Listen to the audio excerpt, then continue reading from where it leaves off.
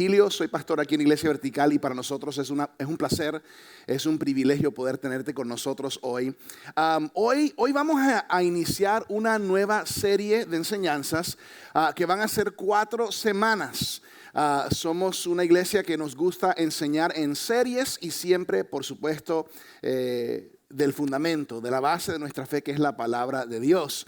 Y específicamente hoy vamos a iniciar una nueva serie titulada Primera de Pedro. Vamos a realmente tomar unas semanas para involucrarnos en esta carta escrita por Pedro, llamada Primera de Pedro. Si tienes tu palabra, tu Biblia, levántala. Di conmigo, la palabra de Dios es mi alimento. Vamos a Primera de Pedro. Si no tienes tu Biblia física, por supuesto que puedes usar tus aparatos, pero igual vamos a tener versículos aquí en las pantallas. Somos una iglesia que nos gusta tener nuestras Biblias físicas. Mi meta como pastor es que sepamos cómo no solamente oprimir el botón de Primera de Pedro, sino saber cómo llegar a Primera de Pedro. Pregunta sencilla. Primera de Pedro, ¿Antiguo o Nuevo Testamento? Nuevo Testamento es una de las cartas de las cartas escritas y específicamente este libro de Primera de Pedro. Mi meta es que quizás en esta serie pueda subrayar y resaltar varias cosas en este libro. Pregunta muy sencilla y no es una pregunta de un pastor tratando de rajarles, ¿no? Tratando de que las responda mal, pero es obvio, ¿no? ¿Quién escribió la carta a Primera de Pedro? Pedro, fue escrito por Pedro. Más o menos la fecha fueron 60 a 63 años después de Cristo. La ubicación, a pesar de que en algún momento habla de Babilonia, era una referencia a lo que en ese entonces era Roma. El tema del libro realmente es sufriendo por Cristo o el sufrimiento por Cristo. Pedro no fue el que específicamente, literalmente escribió, tuvo un escriba llamado Silas. Eso lo aprendemos al final del libro, quien le ayudó a escribirlo. Recuerden que Pedro fue uno de los discípulos y él tuvo mucha cercanía y compañerismo con Jesús en su tiempo aquí en la tierra de Jesús. Y Pedro escribe esta carta específicamente a los creyentes cristianos que estaban esparcidos en las provincias romanas, en el área de Asia Menor. El propósito principal, cuando hablamos del propósito, Pedro escribió esta carta dando una esperanza gozosa para creyentes, para que los creyentes cristianos en ese entonces tuvieran una perspectiva divina y eterna sobre sus vidas terrenales y también darles guianza práctica en cuanto a la experiencia de pruebas y de sufrimiento que iban a enfrentar por ser cristianos viviendo en entornos paganos.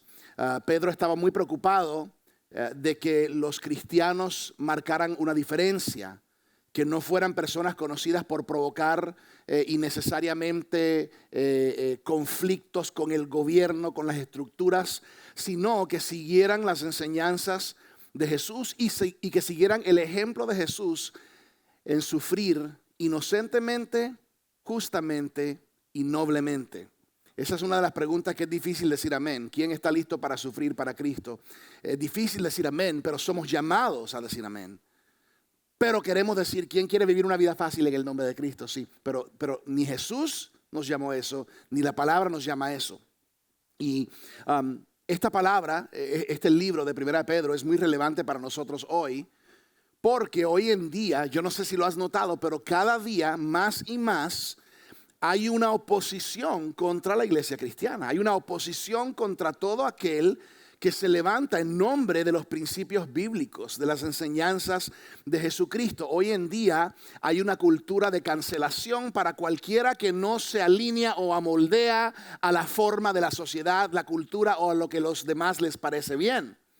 Y por eso me parece una palabra relevante. Pastor, pero ¿por qué vamos a leer un libro escrito siglos de años atrás? ¿Cómo eso va a tener relevancia para nosotros? Pues tiene mucha relevancia, mucha relevancia. Estamos viviendo en un tiempo donde hay hostilidad contra cristianos y cada día se pone peor. Recientemente salió un artículo en la revista de Time Magazine, una revista conocida aquí en los Estados Unidos, y el título de este artículo, el título es cristianos regulares ya no son bienvenidos en la cultura americana. Y Y no nos debería de sorprender esto, pero cada día hay más cosas que se levantan a favor de cosas antibíblicas y en contra de cosas fundamentadas en la Biblia. Y por eso, no sé si les pasa a ustedes como a mí, que a veces escucho cosas y digo, ¿qué? ¿Qué está pasando? ¿Quiénes están detrás de todas estas cosas? ¿Qué está pasando? Y no nos debe de sorprender, porque la Biblia dice esto.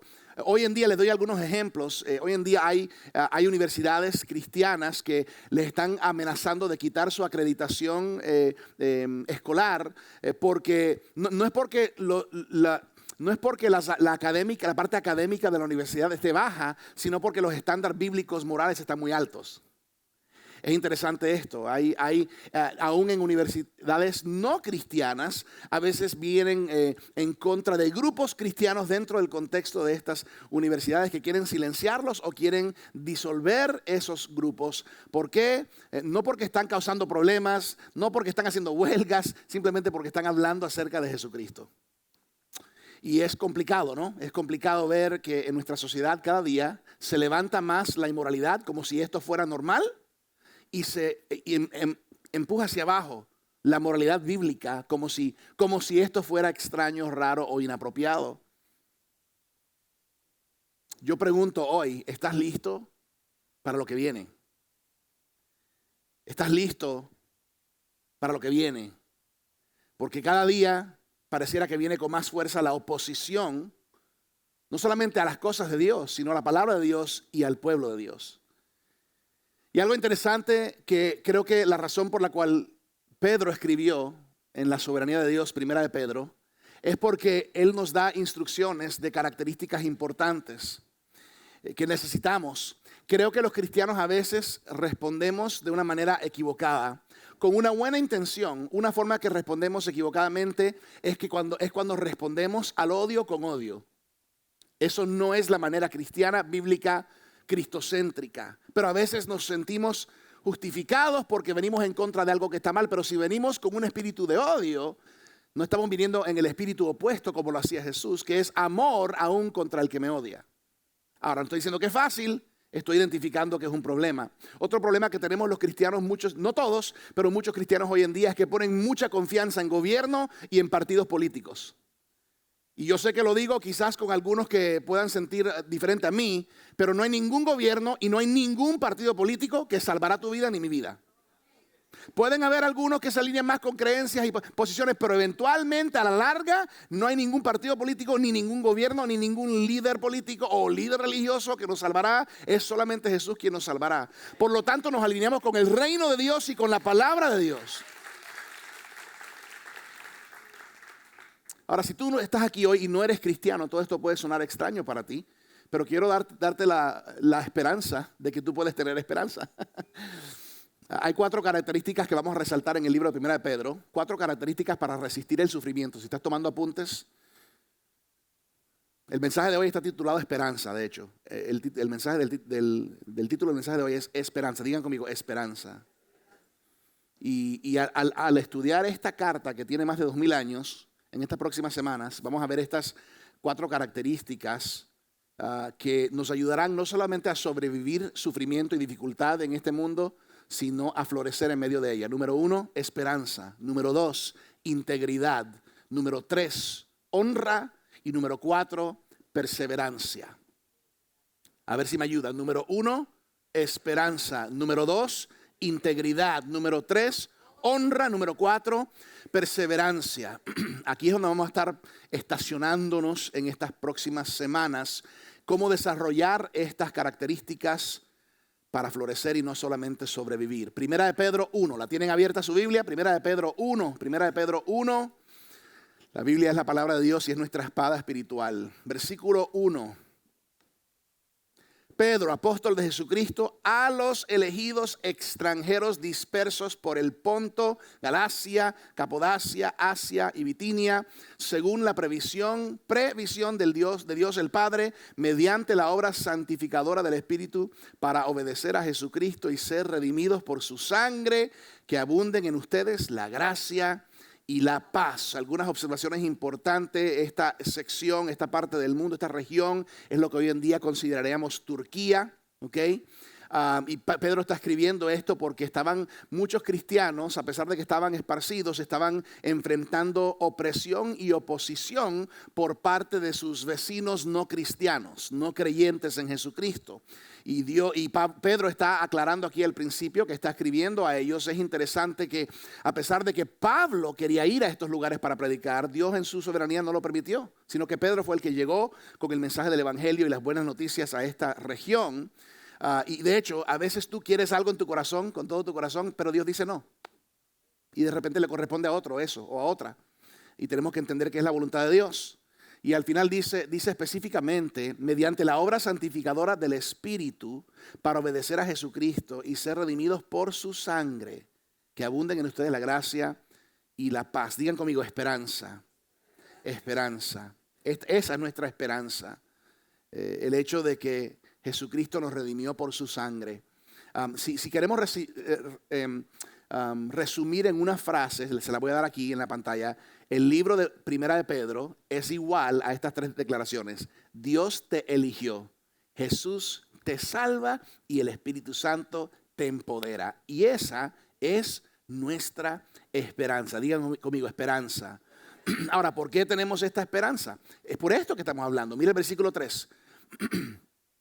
Alabado sea Dios, Padre de nuestro Señor Jesucristo, por su gran misericordia nos ha hecho nacer de nuevo. ¿Nos ha hecho qué? Nacer de nuevo mediante la resurrección de Jesucristo para que tengamos una esperanza viva. Para que tengamos una ¿qué? Esperanza viva. Quiero hablar hoy de que nuestra esperanza es diferente a la esperanza del mundo. Pastor, tengo una tía que se llama Esperanza. No estoy hablando de ella. Estoy hablando de que nuestra esperanza como cristianos es diferente a la esperanza del mundo, de los que no son, los que no tienen a Cristo en su corazón. Número 1, tenemos una esperanza viva. Digan conmigo, viva. Vamos, dale un codito a alguien, dile, viva, viva. Tenemos una esperanza viva. Eso es diferente a la esperanza que el mundo ofrece, que no es viva, es una esperanza muerta. ¿Sabían ustedes que psicólogos y sociólogos han hecho estudios acerca de la esperanza? Aquí hay algunas diferencias interesantes. En la medicina, pacientes que tienen esperanza se recuperan más rápidamente que pacientes que no tienen esperanza. En los deportes, jugadores que tienen esperanza tienen estadísticas más altas que los que no. Oremos por esperanza para los Miami Heat en el nombre de Jesús. Que van bien porque es el fuego del Espíritu Santo. Heat.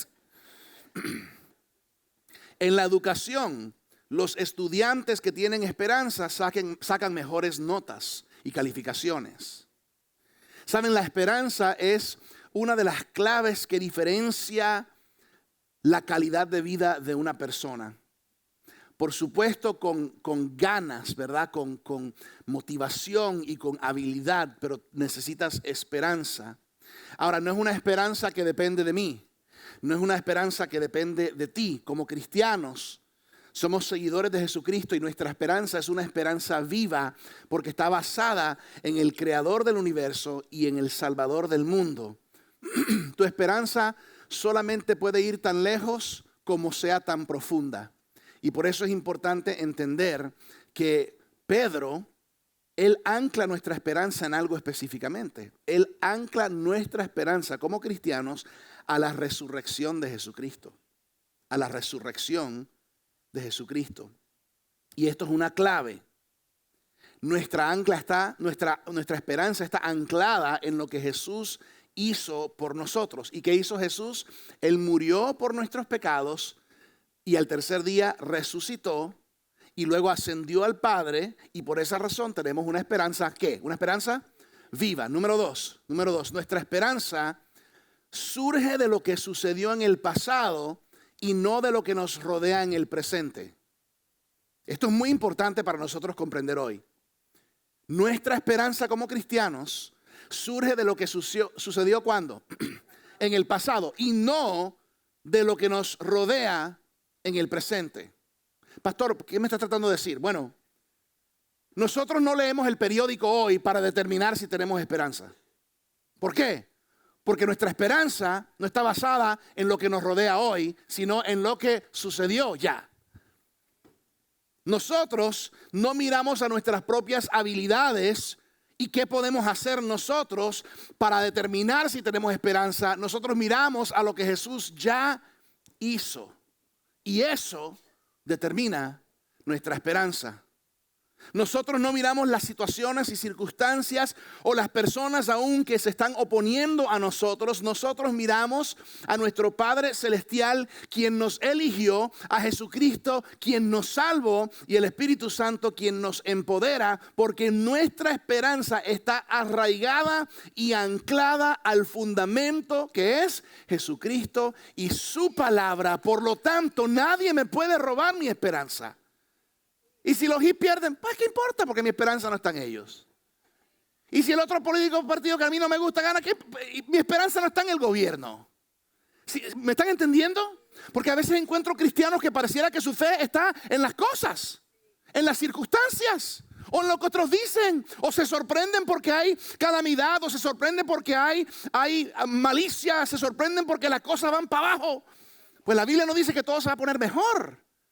Pero sí dice que tenemos una esperanza en los que estamos en Cristo. Yo pienso que esta es una de las razones por la cual Pedro puede decir, sabes, hay un momento en que Pedro tomó una decisión decisiva, valga la redundancia. Tomó un paso decisivo en su seguir a Jesús. Saben, años antes, sin quitar tu mano ahí o tu marcador de primera de Pedro, vea Juan 6 un momento. Juan 6. Años antes, Pedro es un hombre más joven. Él estaba siguiendo a Jesús. ¿Ustedes recuerdan esa historia donde Jesús alimenta? Hay 5,000 hombres y milagrosamente Jesús alimenta. ¿Recuerdan eso? Si habían 5,000 hombres, es posible que habían entre 12,000 y 15,000 personas, si hubieran incluido en los números a las mujeres y a los niños. Y es interesante porque ese día todos comieron sandwichito de pescado. Y adivinen qué pasó el día después. Todo el mundo quería venir para ver qué estaba en el menú. Lo interesante es que ese día, parte de lo que predicó Jesús, y Jesús predicó tremendos sermones y mensajes y enseñanzas, pero parte de lo que dijo no lo entendieron o no les gustó, por lo tanto se fueron todos. Y es interesante que un día entre 12 y 15,000 permanecieron y el próximo día regresaron, pero no escucharon lo que querían escuchar, o no lo entendieron, o no les gustó. Y adivinen con cuánto se quedó Jesús en ese momento. Con 12. De 12,000 o 15,000, quién sabe, a 12. Es interesante. El mensaje fue poderoso, pero la respuesta de la gente fue pobre. En Juan 6:53, mire, aparte de lo que dice Jesús en ese mensaje, ciertamente les aseguro, afirmó Jesús, que si no comen la carne del Hijo del Hombre, ni beben su sangre, no tienen realmente vida. El que come mi carne y bebe mi sangre tiene vida eterna, y yo lo resucitaré en el día final. Ahora, obviamente, Jesús no estaba hablando en términos literales. Él estaba hablando de lo que nosotros conocemos hoy como Santa Cena o comunión, ¿verdad? Cuando comemos el pan sin levadura y del jugo de la vid, que es un simbolismo y un recordatorio de lo que Jesús hizo por nosotros, de su cuerpo que fue partido y su sangre que fue vertida por nosotros. Pero fíjate que nadie se quedó para esperar la explicación. Ahí en Juan 6, nadie. Ahí, si tú lees antes de eso, ves que y no les gustó, y no les pareció, y no lo entendieron, y se fueron. Porque así como hay muchos que algún día dicen, no, yo lo quiero seguir, pero a veces dicen que el próximo día, pues no quiero seguir siguiendo. Es interesante. Pero en Juan 6:66, Pedro responde brillantemente. Desde entonces, muchos de sus discípulos le volvieron la espalda y ya no andaban con él. Así que Jesús les preguntó a los 12, ¿también ustedes quieren marcharse? O sea, ¿ustedes se quieren ir también? Señor, contestó Simón Pedro, ¿a quién iremos? Tú tienes palabras de vida eterna. Este es uno de los momentos brillantes de Pedro. Él tiene de los dos, ¿no? Pedro tiene momentos brillantes y momentos no tan brillantes. Este es uno de los brillantes. ¿Cuántos también tienen momentos brillantes y no tan brillantes? Sí, sí, de acuerdo, sí. Es fácil juzgar a los que vemos aquí. Mira que metía pata. Pero es difícil mirar en el espejo y decir, wow, yo soy Pedro. Muchas veces cuando atravesamos dificultades, especialmente cosas que no comprendemos, tenemos la tentación de hacer lo que estas personas hicieron. Muchos de estos seguidores de Jesús en este momento, lo dice en Juan 6, dejaron su fe y dejaron de seguir a Jesús.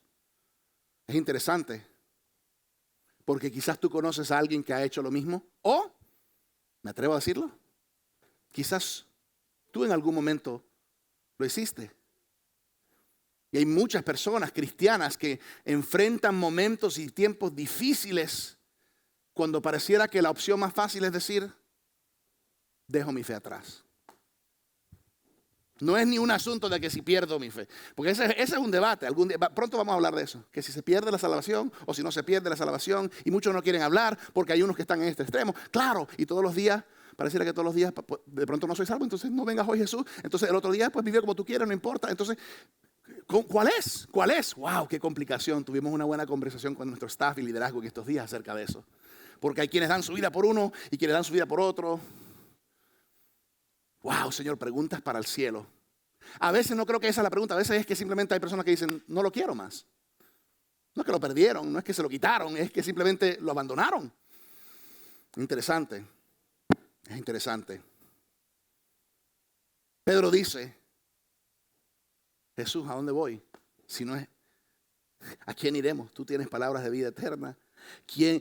Pedro razona y calcula y dice, ¿quién es como Jesús? ¿Quién más murió por mis pecados? ¿Quién más resucitó de los muertos? ¿Quién más está a la diestra del Padre en mí, intercediendo por mí? ¿Quién más va a retornar en gloria y en poder algún día? Pedro dice, yo no tengo otra opción. Jesús, tú eres mi plan A y no hay plan B. Mi fe y mi esperanza está en el Rey del universo, en el Creador del mundo, en el Salvador de mi alma, en el que me empodera para vivir esta vida. Mi esperanza no está en lo que otros dicen o lo que dice CNN o lo que dice Fox. Mi esperanza no está en lo que dice el presidente o lo que dice el líder o aún lo que dice el pastor. Con tal de que predique la palabra, ahí sí. Pero mi esperanza está en el ancla que es Jesús y lo que enseña su palabra. Y Pedro dice, yo no tengo otra opción. Pero yo no sé si todos los cristianos vivimos así. Porque un día, amén, gloria a Dios, pero de repente enfrentamos un poquito de problema, enfrentamos un poquito de resistencia, un poquito de oposición, un poquito de incomodidad o dificultad. Y ay, ¿ahora qué? Wow, qué palabra tan buena. Gracias, Pedro, por escribir Primera de Pedro. No, pastor, pero eso suena muy bueno para ser verdad. Bueno, podemos tener este tipo de esperanzas. Regresando a 1 Pedro 1, versículo 4. Y lo que dice, y recibamos una herencia indestructible, incontaminada e inmarchitable. Pausa. ¿Tú estás viendo la herencia con la cual tú y yo hemos sido confiados? Es una herencia indestructible, incontaminada e inmarchitable. Tal herencia está reservada en el cielo para ustedes, a quienes el poder de Dios protege mediante la fe hasta que llegue la salvación que se ha de revelar en los últimos tiempos. Yo esperaba ahí como 10 amenes, pero está bien, tranquilo. Resérvalos para más luego. Jesucristo está marcando un camino diferente para ti y para mí. Nuestra esperanza es diferente a la esperanza del mundo. Número 3. Nuestra esperanza transforma la oposición en oportunidad.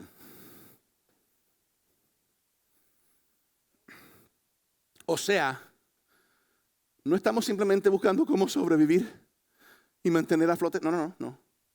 Estamos buscando cómo podemos florecer aún en medio de oposición. ¿Por qué?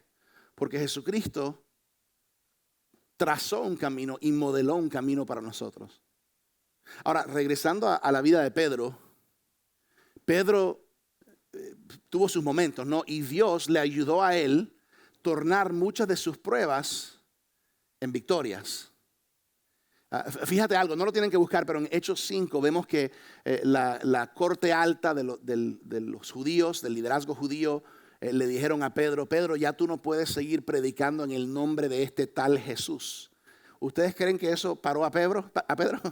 No, si lees en Hechos 5, Pedro siguió predicando a Jesucristo en obediencia al Señor y dice que lo agarraron y dice que lo golpearon. They beat him, they flogged him. Le dieron le dieron duro, una paliza, lo encarcelaron.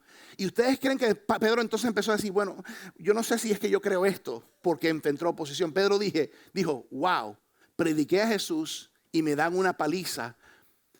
Y de alguna manera u otra, esto es para honra de Dios. No es que la quiero, pero yo no voy a dejar de hacer lo que Dios me ha llamado a hacer por mi circunstancia, porque parece que hay algo poderoso en esto y no voy a permitir que el enemigo ni ninguna oposición me pare de predicar y de enseñar y de compartir las buenas nuevas del Evangelio de Jesucristo.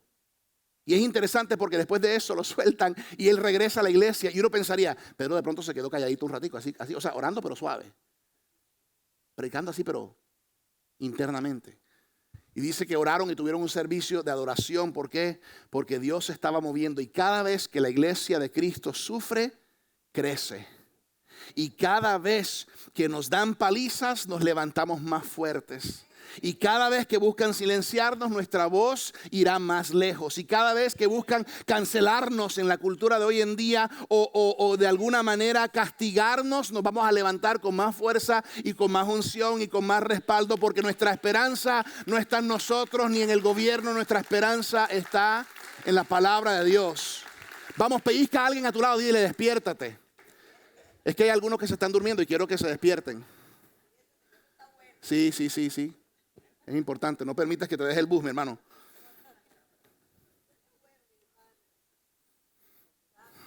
Yo no sé qué tipo de iglesia tú quieres pertenecer, pero yo quiero ser esa iglesia. Yo no quiero ser un cristiano fifí, que cristiano cuando me conviene y cuando es rico, pero después cuando vienen las pruebas y cuando se demuestra mi fe y quién soy en Cristo, entonces ahí, no, ahí necesito ayuda, necesito a Dios, necesito gente a mi lado que me impulsa, no que me dicen lo que quiero escuchar, pero que me hablan con amor y con verdad, con gracia y con verdad. Porque cuando nos dejamos llevar por nuestra propia emoción y manera y forma, nos metemos en los problemas y en los huecos más profundos de la vida. Y después, ¿y por qué Dios? No, porque tú. Pastor, cógela suave, la voy a coger más suave. Nosotros los cristianos, seguidores de Jesucristo, somos las personas que debemos ser los más valientes, los con más denuedo, los más determinados, los más sin temor en la faz de la tierra, porque tenemos la única esperanza que es viva, que está anclada en el fundamento de la palabra, que es Jesucristo. Mira el versículo 6, mira el versículo 6. 1 Pedro 1:6. Esto es para ustedes motivo de gran alegría, sufrimiento, ojo, a pesar de que hasta ahora han tenido que sufrir diversas pruebas por un tiempo. Y yo a veces considero el sufrimiento y las pruebas de nosotros aquí en este lado del mundo a veces no son nada. Muchos se ríen. Es que nuestro sufrimiento aún en la tierra es temporal, pero nosotros entendemos como cristianos que vemos más adelante una eternidad que es para siempre. Lo de aquí es por ahora, es temporal, pero la eternidad es para siempre. Mira el 7. Aquí hay una ilustración interesante. El oro, aunque perecedero, se acrisola al fuego. Así también la fe de ustedes, que vale mucho más que el oro, al ser acrisolada por las pruebas, demostrará que es digna de aprobación, gloria y honor cuando Jesucristo se revele. Ahora, se entiende que el oro es refinado por el fuego. ¿Cuántos han escuchado eso antes, no? El fuego es refinado por el oro es refinado por el fuego. Por eso podemos tener oro de 18 carats, 24 carats, ¿verdad? 18, ¿cómo se dice en español? Eso. 24 quilates, ¿verdad? Cuando tú pones oro en fuego, cuando llega a tal temperatura, pues se derrite y todo lo que no es puro, oro puro, es expuesto, sale a la superficie y se quema. ¿Ok? Es difícil quemar el oro, pero nota que Pedro dice, mucho más que el oro, al ser acrisolado por las pruebas, demostrará que es digna de aprobación. Habrá un tiempo habrá un tiempo y vendrá un fuego en los tiempos finales que van a poner a prueba. La fe como el oro tiene que ser probada. Y en la vida, yo no sé si te has dado cuenta de esto, hermanos, las pruebas son el fuego que prueba nuestra fe. ¿Y qué es lo que sucede? Como pastor estoy en primera fila, semana tras semana. Vienen pruebas y sale a la superficie la falta de fe, la falta de esperanza, la autosuficiencia, el pensar de que toda mi vida debe ser rosas y colores de rosa y una cama de bendición. Y de repente paso a paso y las pruebas y el tiempo sale a flote, la verdad. Entonces ahí es donde nuestra fe tiene que ser probada. Ahí es donde necesitamos la palabra de Dios como nuestra guía, voces de hombres y mujeres que aman a Dios, que pueden guiarnos en el proceso. No es fácil, pero si nuestra fe y nuestra esperanza se desvanece con pruebas, entonces perdemos el corazón de lo que Pedro escribe en 1 Pedro.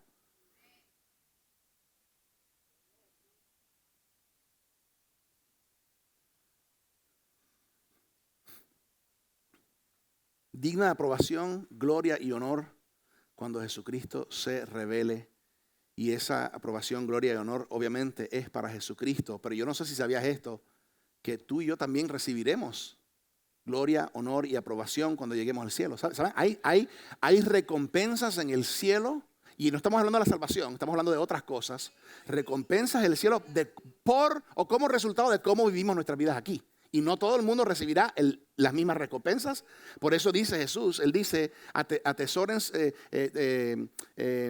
acumulen tesoros en el cielo, donde la polilla y el orín no corrompen y donde los ladrones no roban. Eso es otra recompensa. La primera y la más importante es la salvación. No la puedo ganar por nada. No es algo que gano por mérito. No es solo por gracia activada por nuestra fe. Pero hay otras recompensas y hay otras coronas y cosas. Y las coronas, de hecho, no son para nosotros demostrar, mira quiénes somos. Es para ponerlas a los pies de aquel quien dio su vida por nosotros. El Rey de Reyes y Señor de Señores. Es tremendo. Versículo 8.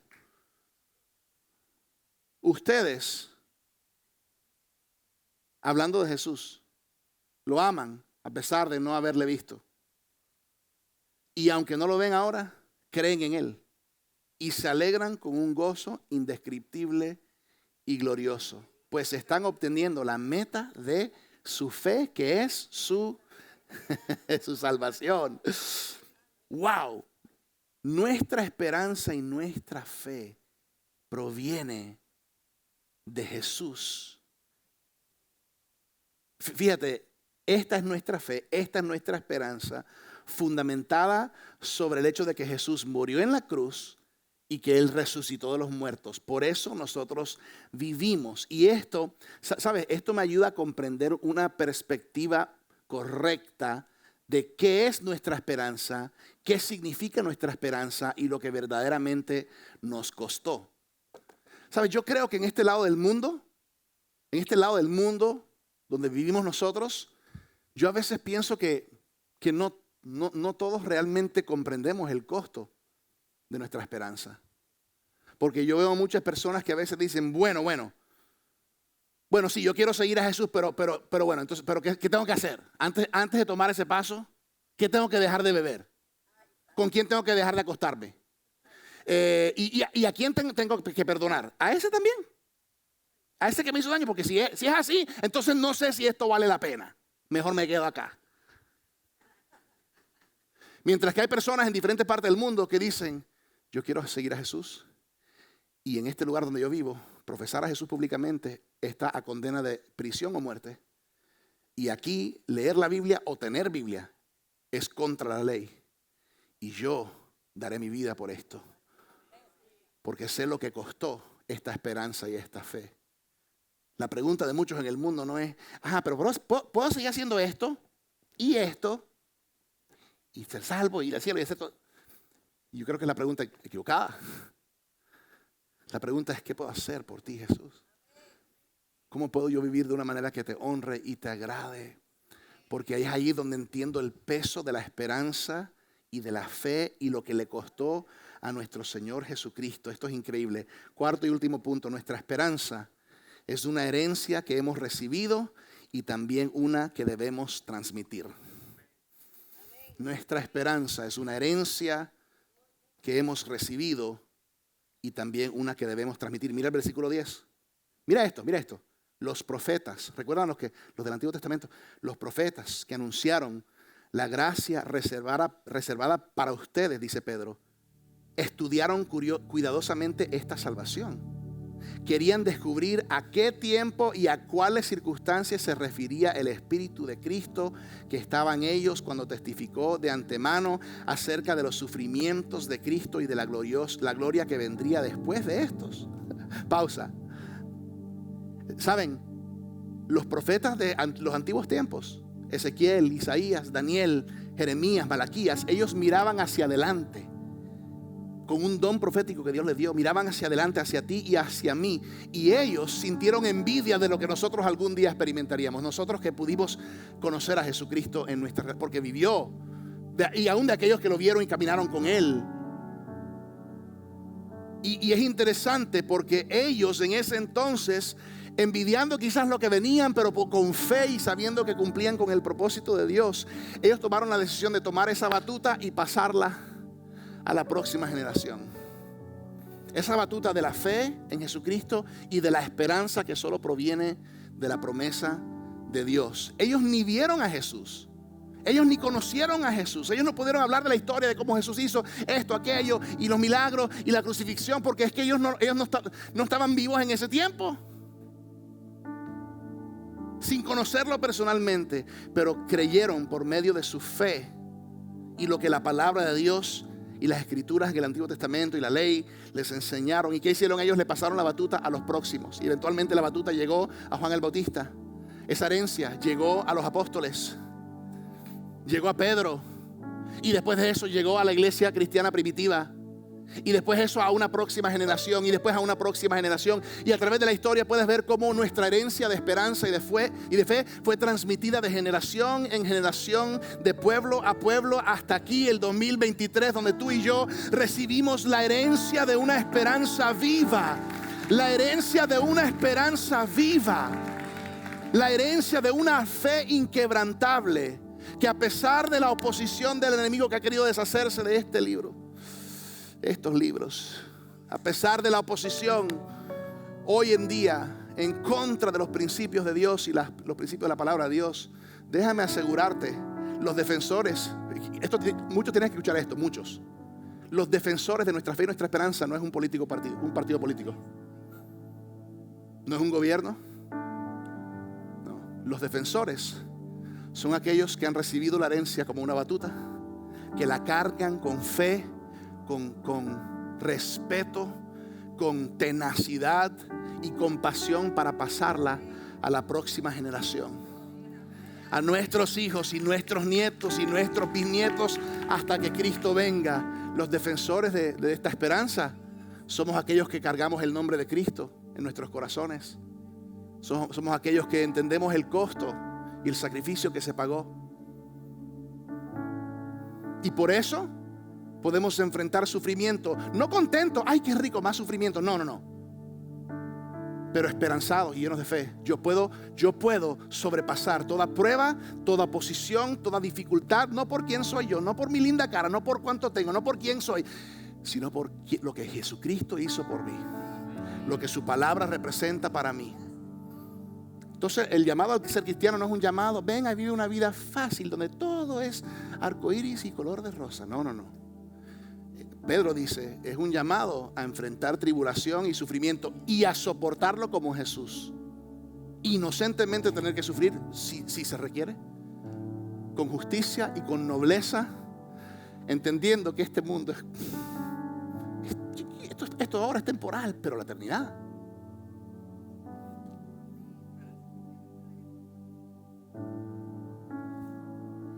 Ya leímos el 10 y el 11, ¿no? Mira, esa batuta se ha pasado generación en generación hacia adelante. Qué triste que algunos recibieron, mira, qué triste que algunos recibieron y empezaron, pero en algún momento dijeron, esto se puso muy duro. Pero qué bueno que algunos recibieron y han enfrentado, pero han aguantado y han hecho su parte. Y han hecho su parte. Ese soy yo. Declaro por fe. Ese serás tú. Yo declaro por fe. Todo el que ponga el nombre de Jesús en su corazón como prioridad. Esa es mi pregunta para ti hoy. ¿Qué harás tú con esta rica herencia de la esperanza y de la fe? ¿Qué excusa darás en el futuro? ¿O qué historia contarás de tus acciones, de tus decisiones, de tus relaciones? Saben, en el libro de Hebreos, y con esto cierro, vemos la sala de fama de hombres y mujeres de fe, donde nombran muchos: Abraham, Noé, David. Pero al final del capítulo, en el versículo 39, voy a leer un versículo más en 1 Pedro, no lo suelten. Hebreos 11:39, hay una declaración increíble.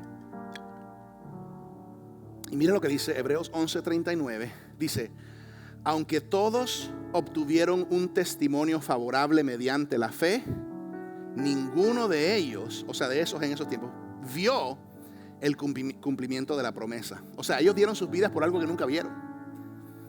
Esto sucedió para que ellos no llegaran a la meta sin nosotros, pues Dios nos había preparado algo mejor.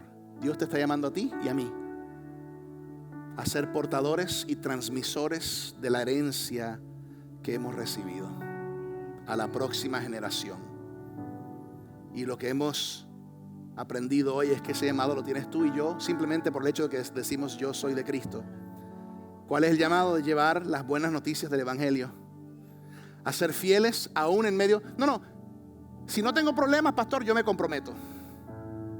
Pastor, si todo cae como tiene que ser y es fácil, pues yo ahí estoy contigo. Pero si me meto en problemas, no puedo. Eso es lo que yo siento que veo muchas veces hoy. Si las cosas marchan bien en casa, entonces sí. Pero si no, no cuentes conmigo. O si me siento contento con lo que veo en las circunstancias, pues vamos para adelante. Pero si la cosa se me mala, pues yo no sé. Y aquí vemos, aquí vemos, nosotros somos el pueblo de Dios, escogidos y elegidos por Él, por su previsión. Él nos eligió. Jesús murió por nosotros y nos salva. Y su Espíritu Santo camina con nosotros en este trecho de la vida y nos empodera para que, sin importar lo que enfrentamos, podemos saber que hemos recibido una herencia y transmitiremos una herencia de fe y esperanza viva. Último versículo que voy a leer hoy, versículo 12 de 1 Pedro 1. A ellos se les reveló que no se estaban sirviendo a sí mismos, sino que les servían a ustedes. Hablaban de las cosas que ahora les han anunciado los que les predicaron el Evangelio por medio del Espíritu Santo enviado del cielo. Aún los mismos ángeles anhelan contemplar esas cosas. Aún los ángeles en el cielo están mirando, viendo qué van a hacer con la batuta. ¿Cómo van a transmitir esta esperanza viva? Yo quiero decirte hoy, hermano, hermana, agárrate de la esperanza viva de Jesucristo. No te des por vencido. Si enfrentas dificultad, párate firme en tu fe. Si enfrentas oposición, recuerda que nuestra esperanza viva no está en nosotros, está anclada y arraigada en la resurrección de Jesucristo. Si enfrentas dificultad, simplemente di: esto es lo que me mencionó el hermano Pedro en la carta que me escribió. Nuestra esperanza no es como la esperanza del mundo. Nuestra esperanza es diferente, porque nuestra esperanza es una esperanza viva, anclada no en nosotros y nuestras habilidades, anclada en Jesucristo y en su palabra y en su muerte y resurrección. Nuestra esperanza no proviene de lo de ahora presente, proviene de lo que ya sucedió en el pasado. Cristo pagó el precio y eso fue suficiente para todos nosotros y para todos los que vendrán. Ahora la pregunta es: ¿quién está dispuesto a no solamente recibir la herencia, sino transmitir esta herencia de una fe rica, de una esperanza viva, que en medio de oposición, de hecho, cuando hay oposición más fuerte se pone, en medio de dificultades, la fe, como el oro, tiene que ser probada. Y ese es un llamado alto. Ese es un llamado alto. Vamos a hacer 2 oraciones. La primera por todos y la segunda por aquel que quizás hoy necesita abrir su corazón para recibir a Jesús. Amén. Cierra tus ojos, inclina tu rostro. Señor, gracias. Gracias porque hoy tu palabra nos ha desafiado a vivir con una esperanza diferente a la esperanza de este mundo. Hoy, Señor, muchos quizás, para algunos esta palabra nos reta un poco. Y eso es bueno, porque por eso lo escribió Pedro.